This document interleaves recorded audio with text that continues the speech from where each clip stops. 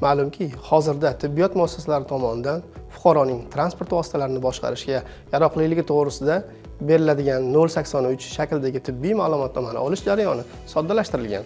Ya'ni shu turdagi tibbiy ma'lumotnoma mygov.uz yagona interaktiv davlat xizmatlari portali orqali onlayn olish mumkin. Ammo ungacha fuqaro tibbiy ko'rikdan o'tgan bo'lishi zarur. Buning uchun fuqaro dastlab avtomaktabga boradi. Shu yerda bir necha hujjatlar so'raladi.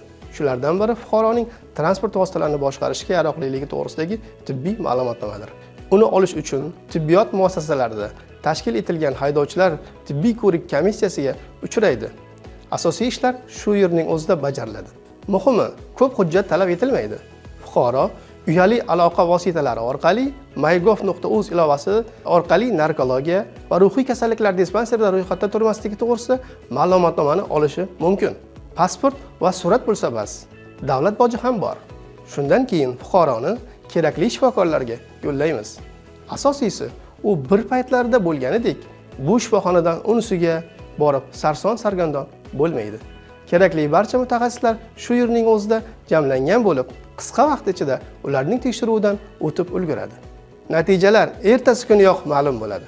Hamda u zudlik bilan mygov.uz yagona interaktiv davlat xizmatlari portaliga joylashtiriladi. Fuqaro ma'lumotnomani qog'ozga chiqarishni xohlasa, xodimimiz bir zumda amalga oshiradi.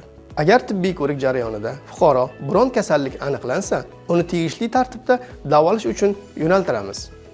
Vaqt kelib shu monelik bartaraf etilgach, u haydovchining guvohnomasini olishi harakatlarini davom ettirishi mumkin bo'ladi. 55 yoshdan oshganlarga qo'shimcha tibbiy ko'riklar talab qilinadi. Masalan, bu yoshdagilar yurak kardiogramma tekshiruvlaridan o'tadi. Bu avvalo ularning o'zi uchun foydalidir. Shuningdek, ayrim kasalliklari bo'lgan fuqarolarga ma'lumotnoma 6 oyga berilishi mumkin. Shu vaqt davomida ular salomatligini tiklab oladigan bo'lsa, ma'lumotnoma muddati uzaytirib beriladi. Keyinchalik turli sabablar bilan tekshiruvdan o'tgan kishining tibbiy ko'rik natijalari portalda bir zumda aks etadi. Zarurat bo'lsa, ma'lumotnomani onlayn olish mumkin. Umuman, haydovchilik uchun talab qilinadigan ma'lumotnomani olish jarayonlari soddalashtirilgan, vaqti esa qisqartirilgan.